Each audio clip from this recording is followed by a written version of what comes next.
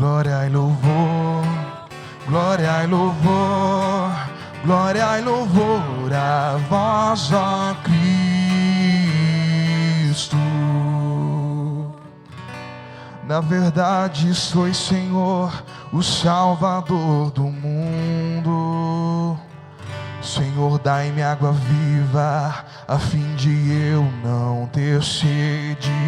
Glória e louvor, glória e louvor, glória e louvor a vós, ó Cristo.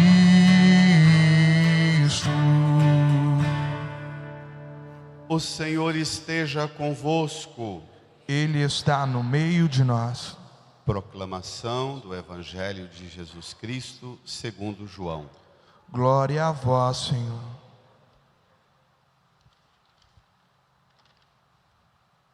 Naquele tempo, Jesus chegou a uma cidade da Samaria chamada Sicar, perto do terreno que Jacó tinha dado ao seu filho José. Era aí que ficava o poço de Jacó. Cansado da viagem, Jesus sentou-se junto ao poço. Era por volta do meio-dia. Chegou uma mulher da Samaria para tirar água. Jesus lhe disse: dá-me de beber. Os discípulos tinham ido à cidade para comprar alimentos.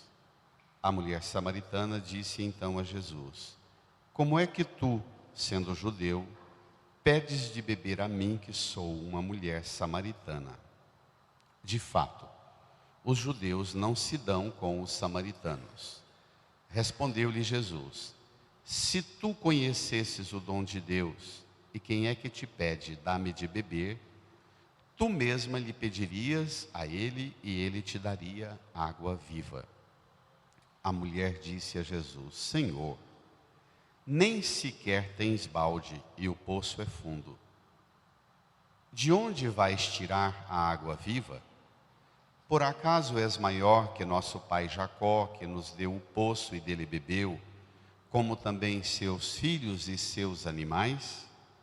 Respondeu Jesus: todo aquele que bebe desta água terá sede de novo, mas quem beber da água que eu lhe darei, esse nunca mais terá sede. E a água que eu lhe der se tornará nele uma fonte de água que jorra para a vida eterna. A mulher disse a Jesus: Senhor, dá-me dessa água, para que eu não tenha mais sede, nem tenha que vir aqui para tirá-la. Senhor, vejo que és um profeta. Os nossos pais adoraram nesse monte, mas vós dizeis que em Jerusalém é que se deve adorar. Disse-lhe Jesus: acredita-me, mulher, está chegando a hora em que nem neste monte, nem em Jerusalém adorareis o Pai. Vós adorais o que não conheceis, nós adoramos o que conhecemos, pois a salvação vem dos judeus. Mas está chegando a hora, e é agora, em que os verdadeiros adoradores adorarão o Pai em espírito e verdade. De fato, estes são os adoradores que o Pai procura. Deus é espírito, e aqueles que o adoram devem adorá-lo em espírito e verdade. A mulher disse a Jesus: sei que o Messias, que se chama Cristo, vai chegar. Quando ele vier, vai nos fazer conhecer todas as coisas. Disse-lhe Jesus: sou eu que estou falando contigo. Muitos samaritanos daquela cidade abraçaram a fé em Jesus. Por isso, os samaritanos vieram ao encontro de Jesus e pediram que permanecesse com eles. Jesus permaneceu aí 2 dias. E muitos outros creram por causa da sua palavra e disseram à mulher: já não cremos por causa das tuas palavras, pois nós mesmos ouvimos e sabemos que este é verdadeiramente o Salvador do mundo. Palavra da salvação. Glória a vós, Senhor. Glória e louvor, glória e louvor, glória e louvor a vós, ó Cristo.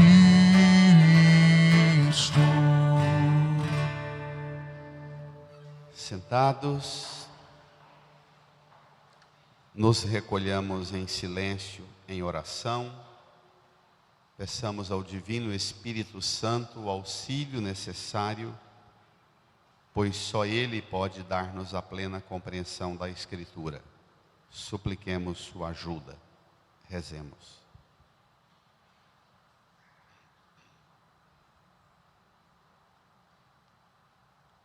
Amém. Irmãs e irmãos, nós estamos a caminho de Jerusalém. A Quaresma, esses 40 dias que antecedem a celebração da Páscoa, recorda o percurso que Jesus caminhou com os discípulos e numerosas multidões do norte da Galileia, indo para Jerusalém. No caminho, ele comunica que chegando em Jerusalém vai acontecer isso aqui com ele: ser rejeitado, sofrer, morrer na cruz e ressuscitar. Hoje nós estamos com Jesus. Ele opta por ir para Jerusalém num caminho mais difícil. Havia duas rotas.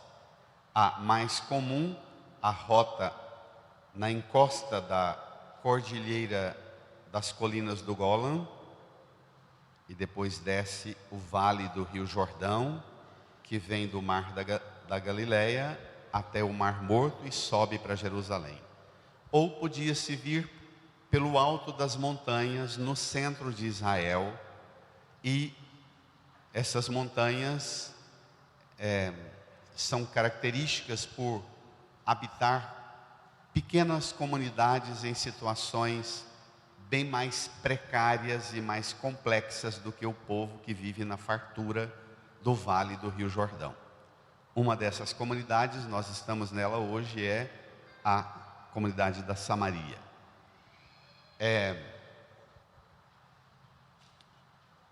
Vamos lá? Pegue o seu texto aí.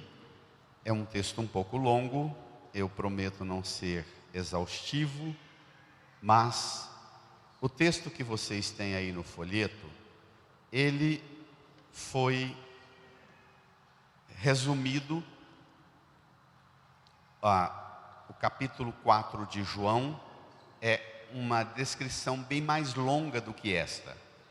Tem algumas informações que vocês não têm aí.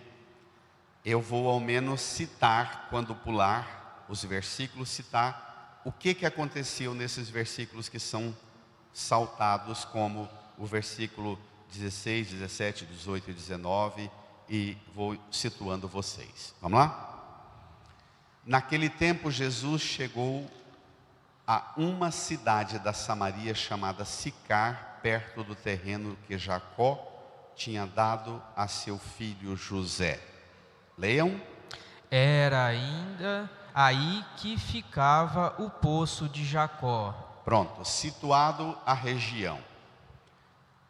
Se você imaginar essa igreja, o mapa de Israel, imaginar que Jerusalém está ali, mais ou menos onde está o Eduardo e a Grazi, no centro, a Samaria está mais ou menos nessa proporção dessa fila de banco. 60 quilômetros para chegar em Jerusalém, 60 a 65 quilômetros. Descendo as montanhas da cordilheira estão logo aquela montanha do Tabor de domingo passado, as tribos de terra mais fértil de Israel, as tribos agrícolas, como nós vimos há poucos dias atrás, Neftali e a fatia de terra e Zabulon, as duas fatias de terras mais férteis. E lógico, todo o vale do Rio Jordão, que desemboca no Mar Morto e fica a 25 quilômetros para subir para Jerusalém. Então, essa montanha, ela tem um capricho. quando Israel veio da escravidão do Egito, liderado por Moisés, Israel ocupou de novo essa terra. Já tinha muitos anos que o povo judeu tinha saído e abandonado a terra. Israel ocupa de novo e distribui 12 comunidades, 12 tribos no território. Nesse território da Samaria, que fica bem no meio, tem uma geografia particular, porque mesmo sendo no alto da montanha, tem uma reserva de água, uma razoável condição de plantio, de cultivo e criação de poucos animais, tem uma fonte, o poço de Jacó. É a tribo de José e de Jacó. Jacó e José, o pai Jacó, o filho José. Esta comunidade ela é muito polêmica. O texto agora vai descrever que Jesus estando lá é um acontecimento estranho. Vamos lá? Que na verdade é uma estranheza que abre o horizonte nosso para a grandeza da fé. Os elementos que compõem agora, versículo 6, 7. Não, 6. Era aí que ficava o poço de Jacó. Cansado da viagem, leiam. Jesus sentou-se junto ao poço. Era por volta do meio-dia. Lembra o quê? Meio-dia. Jesus cansado de uma viagem. Havia sacra, havia cruzes, Monte Calvário. Meio-dia ele foi crucificado. Morreu às 3 da tarde. Então, esse texto, ele prefigura o que vai acontecer na paixão do Senhor. Os elementos que estão aqui são elementos que vão iluminar os discípulos que estão assistindo essa cena. Depois da ressurreição de Jesus, vão dizer assim: ah, então, sabe aqueles eureka, achei, é isso. Aquilo que acontece aqui no poço de Jacó é imagem, prefigura o que acontece aqui na cruz. Jesus, cansado, senta e ele tem sede. Por volta do meio-dia, versículo 7, chegou uma mulher da Samaria para tirar água. Jesus lhe disse: dá-me de beber. Os discípulos tinham ido à cidade para comprar alimentos. 2 temas que também vão tudo para a Semana Santa: comida e bebida, que lembra Quinta-feira Santa, a ceia, não é? Então, o cansaço, o meio-dia, a sede lembra a sexta-feira, a bebida e a comida prefigura a Eucaristia. São acontecimentos para você ser conduzido para o ápice dos acontecimentos, que é a paixão. Pronto, quando ele pede de beber, os discípulos foram à cidade comprar alimento. A mulher estranha, versículo 9, a mulher samaritana disse então a Jesus: bradem. Como é que tu, sendo judeu, pedes de beber a mim, que sou uma mulher samaritana? Estranho. De fato, leia. Os judeus não se dão com os samaritanos. A história do não se dão com os samaritanos é antiga. Essa história dos judeus não se darem com os samaritanos tem vários acontecimentos ao longo da história, mas tem particularmente 2 eventos. O primeiro é que em 721 a Assíria invadiu, imagine essa igreja, o mapa de Israel. A Assíria invadiu a parte norte e transformou a Samaria, esse lugar da Samaria, na capital do reino do norte, anexado no território da Assíria. O sul, que é a capital Jerusalém, continuou tendo uma vida normal. Só que nessa capital a Assíria aceitou que os judeus fizessem um templo e a mulher do rei dessa parte norte começou a trazer para esse templo algumas práticas religiosas ligadas às religiões pagãs da Assíria. Lembra que a Assíria foi capital da Mesopotâmia, o vastíssimo império da Mesopotâmia, da Babilônia, dos persas. Então, esse monte, que foi capital da parte norte de Israel, a Samaria, teve um templo, e um templo com o culto de Israel misturado com os cultos pagãos. Não se esqueça do detalhe. Eu comecei falando das duas fatias de terras mais férteis, Zabulon e Neftali e o Vale do Jordão. O agronegócio de Israel estava tudo aqui. Eles fazem um templo, e nesse templo desenvolvem práticas religiosas vinculadas à tradição da agricultura. Os deuses, as divindades das culturas primitivas são todas divindades associadas aos ciclos da natureza. Basicamente, os deuses e divindades que sustentam os povos, dando alimento, terra fértil, semente fértil, a chuva e assim por diante. Então, é uma combinação perfeita.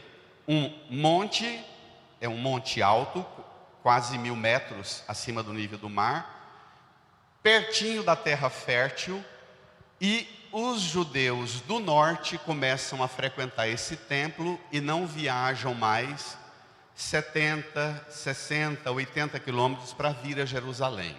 Aí começa a ter o problema. Bem mais tarde, a Babilônia vem, invade o sul, entra em Jerusalém, destrói tudo e pega a elite da capital Jerusalém, a elite, os sacerdotes, os escribas, o povo instruído, a elite econômica, social, cultural, religiosa, letrada. Nabucodonosor tinha um capricho. Ele gostava de ter escravos qualificados, que soubessem ler. A corte de Nabucodonosor era a mais elevada, porque os servos eram todos assim de alto padrão. Então, aquilo que era elite em Jerusalém virou escravo lá. Ficou aqui e fugiu das atrocidades da invasão babilônia, subiram para as montanhas, aquele povo pobre, simples, humilde, e veio para Samaria, que já tinha sofrido altas pancadas da crise do Império Assírio, que já tinha entrado em decadência há muito tempo. Então, esse povo simples, que sobreviveu ao massacre de Jerusalém, veio para Samaria, recuperou o templo, trouxe com eles os 5 primeiros livros da Bíblia, reformou o templo e organizou o culto que se fazia em Jerusalém. Pronto. É muita informação, mas desculpem, senão não vai entender o texto. A Babilônia entra em decadência, lá pelo ano 500, surge outro império, o Império Persa. Ciro, o rei persa, pega os escravos da Babilônia, judeus, financia a viagem deles de volta para Jerusalém, financia a reconstrução do templo, faz um mega de um templo, reconstrói a capital Jerusalém. Tem sempre um rei por trás. Vocês estão acompanhando isso ao longo desses dias. Então, Ciro, rei persa, reconstrói. E quando eles estão empreendendo a reforma do templo, eles dizem assim: mas agora nós não somos um país unido, porque lá no norte, na região das plantações, da agricultura, da criação de gado, da terra fértil, da base principal da economia de Israel, tem um templo, e o povo da fatia de terra fértil todo frequenta lá. Então, organiza uma comissão para ir lá na Samaria e dizer para o povo lá do templo da Samaria: olha, nós viemos propor a vocês que nós queremos recuperar a unidade do país, da geografia de Israel. Então nós vamos encerrar o culto aqui, fecha esse templo, acaba com tudo, leva o que presta para Jerusalém, que a gente vai ter só um templo em Jerusalém. Os samaritanos disseram, nós vamos ficar aqui, é longe demais. Sair daqui para ir lá em Jerusalém, nós vamos manter nossa tradição. A partir do ano 500 antes de Cristo, 5 séculos, o Antigo Testamento vai desencadear uma campanha interna, o povo judeu vai desencadear uma campanha interna de difamação da tribo que ocupa esse território da Samaria e vai propor a eliminação dessa raça, desse grupo. Preste atenção que para lá, para cima e para cá, tinha ainda uma grande área do território de Israel. Aqui no miolo está uma tribuzinha, descendente de Jacó e José, e que a ideologia política de Israel vai fazer uma campanha para eliminar. Isso aqui é gente de menos. Eu estou espichando essa história toda para trazer um elemento para você trazer para o agora das notícias do Brasil. Os conflitos que nós temos no Brasil de convivência regional. Não temos? Nós estamos convivendo com uma classe média que tem orgulho de dizer que não lê mais notícia. E é uma pena. Porque quando não lê mais notícia, acaba lendo notícia na fake news. E aí é uma desgraça. Então, é preciso se informar. Esse conflito do Sul e do Nordeste, ele não é simples. Ele tem raízes com base ideológica que se apoia também na religião. Ontem, numa fazenda de produção de uva, desmantelaram um trabalho escravo de 56 escravos do Nordeste, trabalhando lá no Sul, com uma empresa de segurança máxima, colocando tornozeleira nos trabalhadores na lavoura de uva. É a mesma mentalidade, é gente de menos. Você pode escravizar e eliminar. Como Israel tinha opinião sobre a Samaria. O livro do Eclesiástico, capítulo 50, versículo 25, Deus fala assim: tem 3 nações que eu detesto, uma nem é nação, que é o povo tolo que habita Siquém, Deus.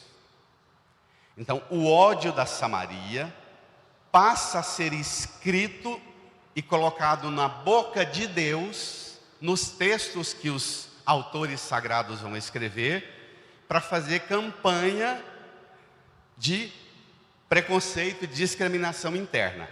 Então, quando Jesus está vindo lá do norte, da terra fértil, de Nazaré, ele estava morando em Cafarnaum, sobe, vem, chega nesse monte da Samaria, senta e uma mulher samaritana ele pede com sede de beber. Dá-me de beber. A mulher estranha diz: como é que tu, sendo judeu, pedes de beber a mim, que sou uma mulher samaritana? O que significa isso? O que ela pede a Jesus? Ela pede a Jesus: vamos manter a distância religiosa, cultural, social. Não vamos aproximar, rapaz. Fique longe. Curioso, porque aqui ela é uma vítima do preconceito de Israel, uma vítima, mas ela tem dentro dela uma opinião que é a partir da mentalidade dominante, é o que a gente chama de preconceito invertido. Ela pensa sobre ela o que os que detestam os samaritanos pensam sobre eles. Vamos lá? Agora vai vir o desfecho. O evangelista João fala: de fato, os judeus não se dão com os samaritanos. Desculpem ter me alongado, mas é impossível entender o texto sem essa nota de esclarecimento da divisão interna. Vamos lá? Respondeu-lhe Jesus, brada: Se tu conhecesses o dom de Deus, e quem é que te pede, dá-me de beber, tu mesma lhe pedirias a ele, e ele te daria água viva. Jesus, cansado, com sede, pede de beber à mulher, e a mulher estranha diz que tem uma distância entre eles que não dá para ser superada, e Jesus diz: se você tivesse noção quem é que está te pedindo, você é que pediria a mim, e eu te daria água viva. Bento XVI diz que exatamente quando a mulher apresenta os tabus culturais, os preconceitos que ela reivindica para manter a distância, Jesus começa a cavar um poço no coração dela. E ela apela. Jesus tenta levantar a visão dela para o alto e ela abaixa mais ainda. Versículo 11. A mulher disse a Jesus: bradem: Senhor, nem sequer tens balde, e o poço é fundo. De onde vais tirar a água viva? Por acaso és maior que nosso pai Jacó, que nos deu o poço e que dele bebeu, como também seus filhos e seus animais? A mulher agora apela e apresenta para Jesus o orgulho religioso dela. É o pior tipo de orgulho, é o orgulho religioso. Ela fala para Jesus, escarnece de Jesus: não tens balde, o poço é fundo, de onde vai tirar a água? És maior que nosso pai Jacó. Esse escarnecer de Jesus lembra Jesus com sede, pregado na cruz, e a turma aqui embaixo escarnecendo: se és filho de Deus, desce daí, não é? Salva-te a ti mesmo e a nós. Se és rei dos judeus, desce daí. Lembra o diálogo dos escarnecedores de Jesus. A mulher apresenta orgulhosamente a razão para dizer a Jesus: nem sequer tens balde. Uma nota importantíssima: esse poço, nas escavações arqueológicas das últimas décadas, ele tem mais de 30 metros. Daqui até aquela muralha que tem do mural lá na igreja tem 15 metros. É 2 vezes daqui lá. Um poço com balde e para tirar com corda puxando na unha. Não tinha sario nem carretilha. É assim, no muque. A mulher escarnece dizendo para Jesus que ele não tem os meios para acessar a água. E o desfecho agora é maravilhoso. Vamos lá? Respondeu Jesus, brada: todo aquele que bebe desta água terá sede de novo, mas quem beber da água que eu lhe darei, esse nunca mais terá sede. E a água que eu lhe der se tornará nele uma fonte de água que jorra para a vida eterna. Pronto, Jesus está dizendo para a mulher que a sede dele não é de beber a água que a mulher tem no poço dela, que a água que a mulher tem no poço dela não é mais importante para Jesus do que a água que Jesus quer cavar um poço no coração, na interioridade mais profunda dela, que ele deseja abrir uma fonte de água viva nela e transformá-la numa fonte, num poço que jorra para a vida eterna. A mulher só puxa a corda para baixo e Jesus só puxa para o alto. Ele tenta elevar.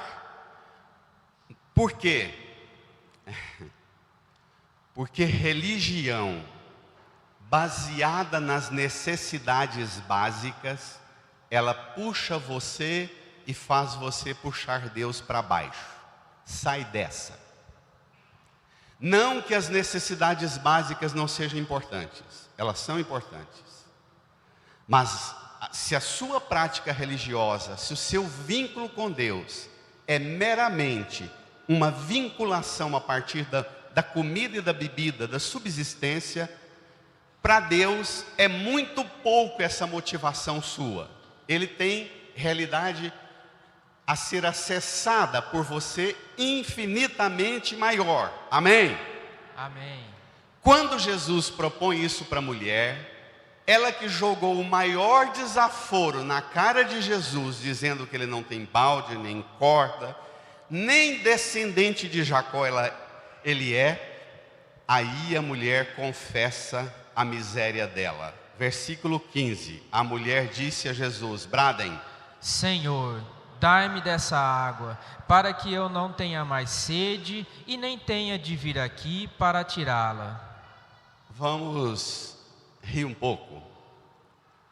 Quando Jesus fala para a mulher dessa fonte, que ele é e que ele oferece, nunca mais terá sede, e ainda vai projetá-la para ser uma fonte que jorra para a vida eterna, o orgulho da mulher cai para o chão. Ela diz: Senhor, na verdade, eu acho, vou usar umas expressões chulas aqui, tá? Que eu estou na Samaria. Libere seu ouvido mais refinado para umas expressões mais baixas. Na verdade, ela diz para Jesus: Jesus, na verdade, eu acho um saco ter que vir aqui todo dia, cedo, meio-dia, de tarde, buscar água. Na verdade, Senhor, eu acho um saco ter que ficar bebendo toda hora a água e viver nessa Samaria seca dos ventos violentos que vem do Mediterrâneo ou do deserto do Golan. Na verdade, Senhor, dá-me desta água para que eu nunca mais tenha que vir nesse troço desse poço. E nunca mais precise nem de beber água, Senhor. Tira-me daqui. O orgulho virou confissão da condição de escrava. Não tem aí no seu texto, mas quando a mulher pede de Jesus essa água e fala para Jesus que ela não suporta mais essa chatice, Jesus fala para ela assim: vai chamar teu marido. Ela diz: eu não tenho marido. Jesus fala: disseste bem, porque você já teve 5, que você está com ele agora não é seu. Aí ela diz: Senhor, versículo 19, vejo que és um profeta. Leia. Os nossos pais adoraram neste monte, mas vós dizeis que em Jerusalém é que se deve adorar. Aqui está o ápice do diálogo. A conversa começou com cansaço de Jesus, meio-dia, sede de Jesus.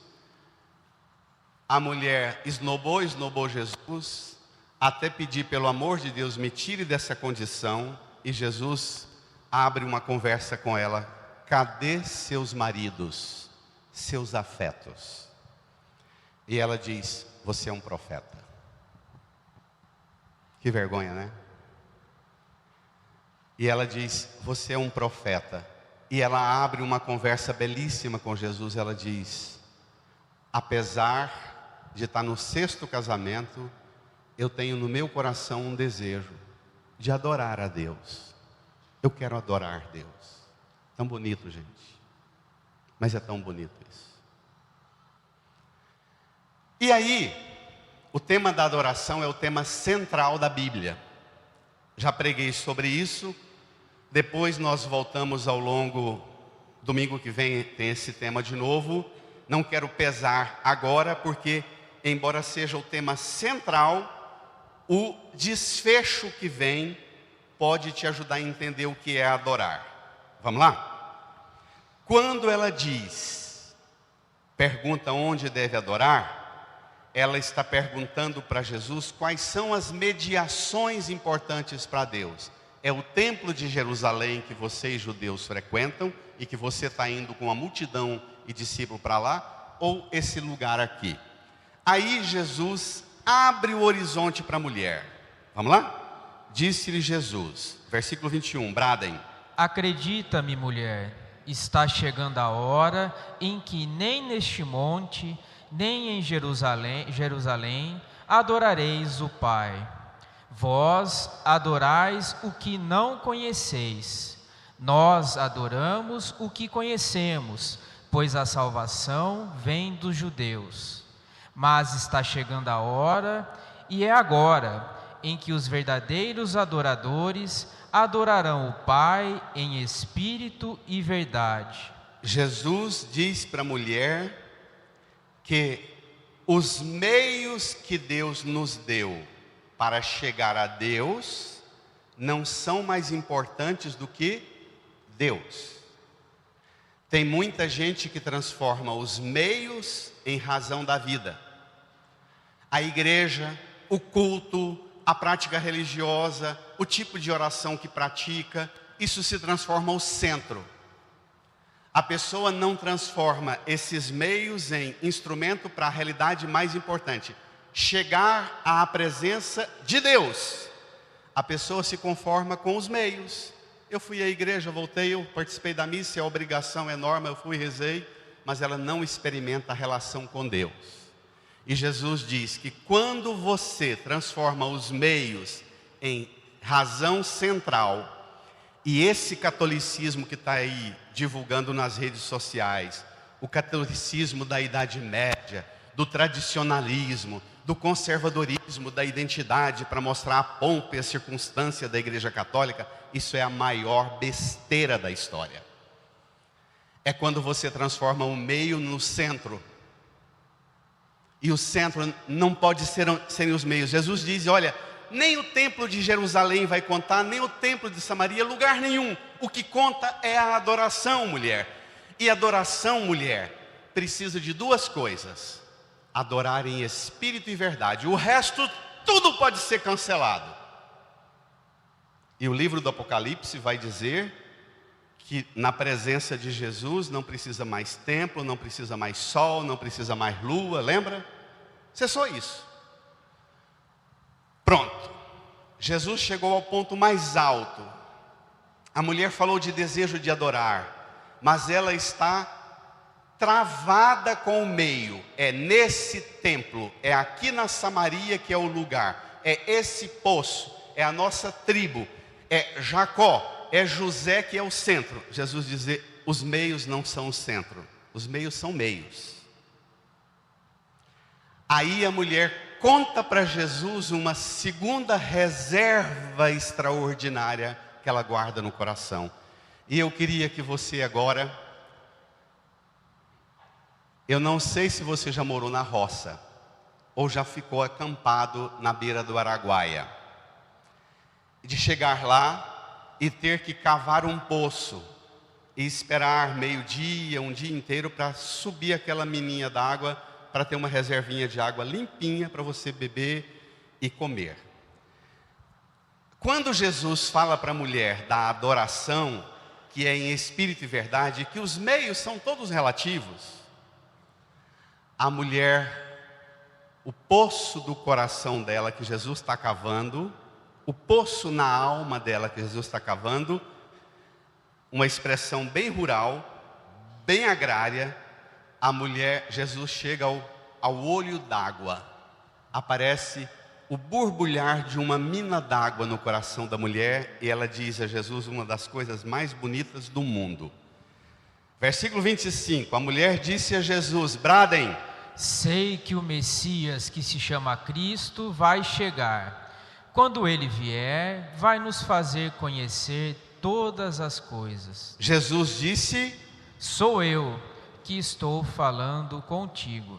Quando Jesus fala de adorar em espírito e verdade, que essa brigaiada religiosa só traz desgraça para todo mundo, que as brigas ideológicas só estragam as relações humanas, que o mais importante é adorar em espírito e verdade, a mulher diz assim, olha, eu tenho uma reservinha de azeite, de esperança aqui no meu coração. Eu sei que o Messias que se chama Cristo vai chegar, e quando ele chegar, isso que me faz sofrer hoje vai ser tudo esclarecido. Vai ser um tempo tão bom.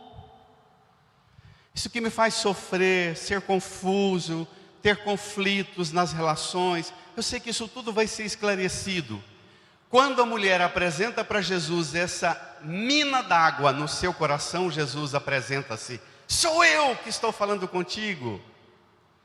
Santo Agostinho diz que exatamente nesse momento, olha o raciocínio do Santo Agostinho, exatamente nesse momento, a fonte encontra a sede.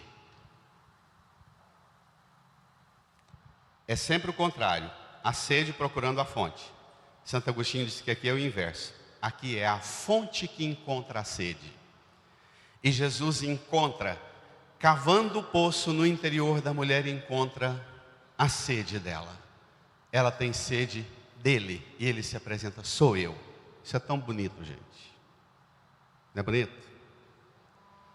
Tomara que você tenha também essa sede, porque senão sua vida espiritual não tem sentido nenhum. Tomara que você também tenha esse anseio.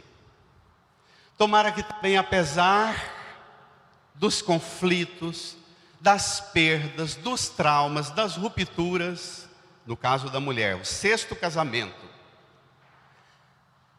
Vamos agora para o alto. Agora ela sobe. Diz assim o texto, quando Jesus fala: sou eu que estou falando contigo, versículo 27, que não tem no seu texto aí: chegaram os discípulos da cidade com os pães, veem Jesus conversando com a mulher e ficam espantados, mas ninguém tem coragem de perguntar nada.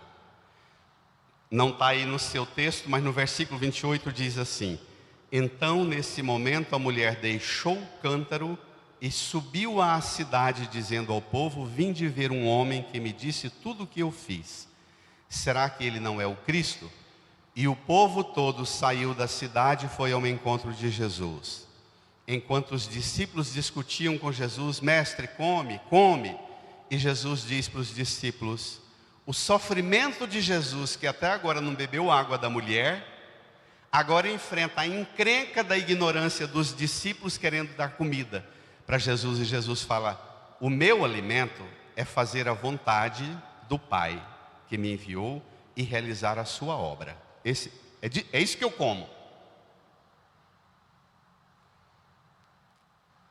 E aí Jesus conta uma parábola bonita sobre a colheita, o ceifeiro. Os samaritanos vêm todos, desce a vila inteira para ao redor do poço, versículo 39, é isso? Muitos samaritanos daquela cidade abraçaram a fé em Jesus.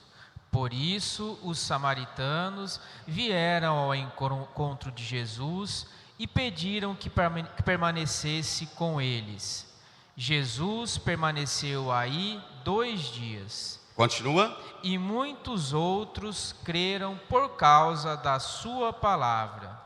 E disseram à mulher: brada, já não cremos por causa das tuas palavras, pois nós mesmos ouvimos e sabemos que este é verdadeiramente o Salvador do mundo.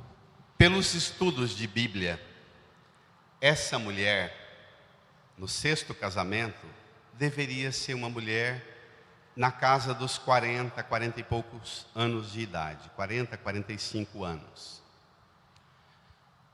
Pela sociedade machista, de todas as sociedades machistas, as vítimas do machismo são as crianças e as mulheres, não é? Sempre.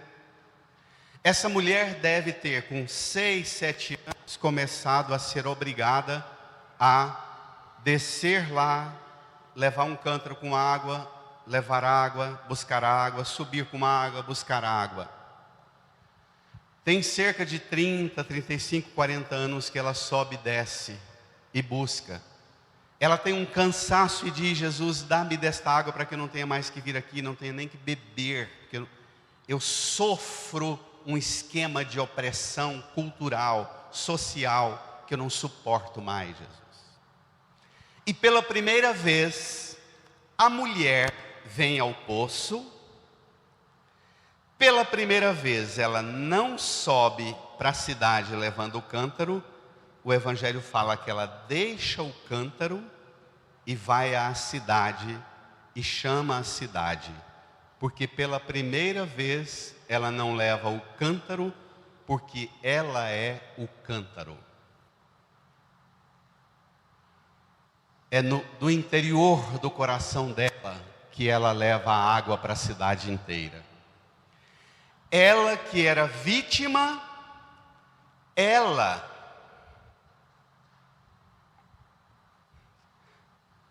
se assustem com a minha fonte literária agora não, tá? Para ilustrar. Chico Buarque tem uma música que diz assim: deixe em paz meu coração, que ele é um pote até aqui de mágoa, não é? É mais ou menos a situação dessa mulher. Ela tem mágoas, 6º casamento. E agora, ela sobe, não levando um pote de água e o coração cheio de mágoa. O pote fica e ela sobe levando a graça transbordante para a vida dela, que se tornou fonte de água viva, e ela é causa de libertação até para os opressores dela, a vila inteira. Não é bonito isso? O sinal de que você experimenta Jesus é se você é instrumento de cura para a sede também para aqueles que te fazem sofrer. Por isso, no Evangelho de Mateus ele diz: rezai, amai os vossos inimigos, rezai por aqueles que vos perseguem. Ser fonte é muito mais do que ter uma fonte do nosso pai Jacó. A mulher só se torna fonte quando ela tem o orgulho curado. Toda pessoa orgulhosa só é orgulhosa porque tem afetos feridos. Pode lembrar de você ou dos seus na sua família, se não é. Toda pessoa arrogante, tupetuda, ela só é assim porque ela tem feridas afetivas, emocionais profundas, não tem? O que vai curar suas feridas do orgulho é permitir que Jesus transforme você em fonte para você, para sua casa, para sua vila, para sua aldeia. E eu te proponho que você converse com Jesus agora pedindo essa cura, esse encontro. Que você acesse, dizem os místicos, no campo da psicologia, que você acesse a sua fonte interior, que Jesus quer cavar e transformar você numa fonte que jorra água para a vida eterna, e não para sustentar o esquema de opressão e de escravidão sua na sua casa e na sua família, na sociedade e no mundo de dominação de tantas formas de escravidão. Fale com Jesus, incline a sua cabeça, feche os olhos, sente-se um pouco junto com Jesus na beira desse poço e peça para Jesus transformar você num poço, numa fonte. Peça para Jesus vir ao encontro da sua sede, da sua secura, e transformar e libertar você, para que você seja instrumento de Deus hoje, quando você subir daqui desse poço para a sua aldeia, para a sua casa, para o seu trabalho, para a sua missão no mundo. Fale com Ele.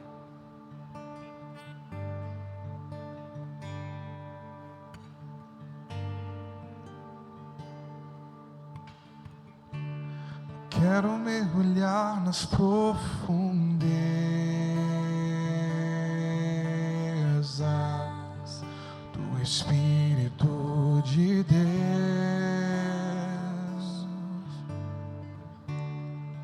e descobrir suas riquezas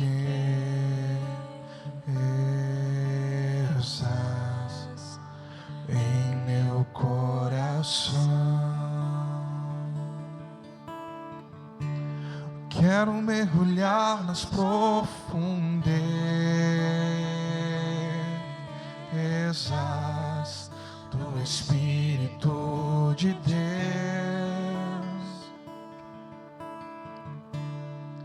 e descobrir suas riquezas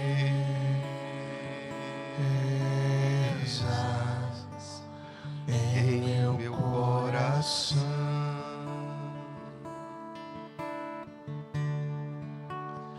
É tão lindo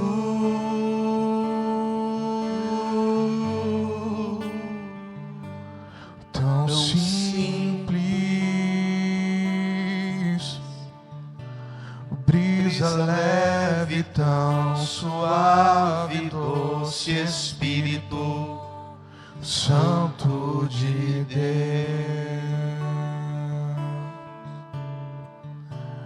Brisa leve, tão suave, doce Espírito Santo de Deus.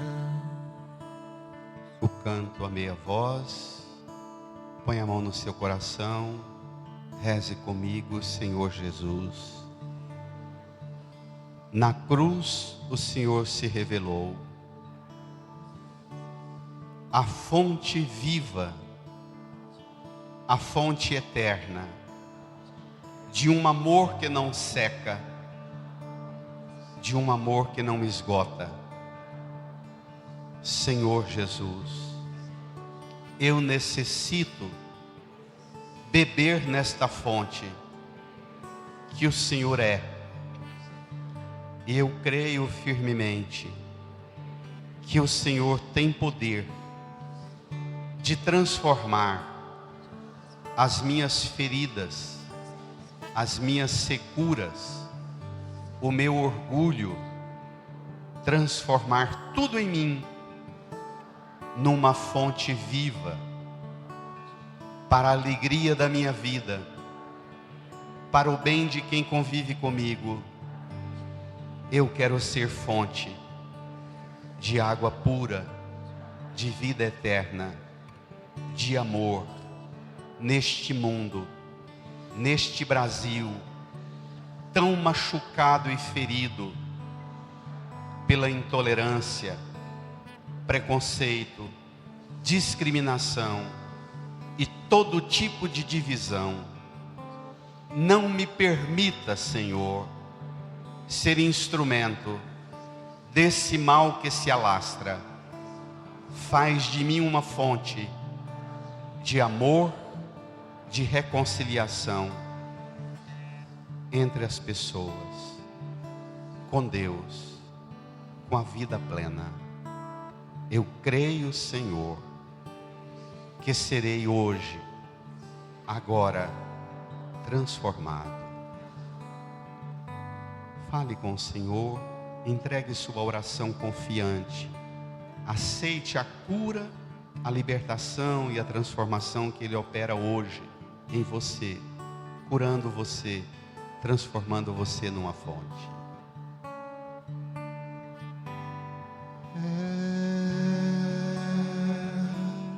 Tão lindo,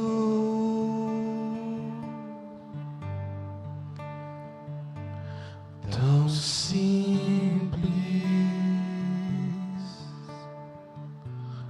brisa leve, tão suave, doce Espírito Santo de Deus, de pé. Tão suave, brisa leve, doce Espírito Santo de Deus. Creio em Deus Pai Todo-Poderoso, Criador dos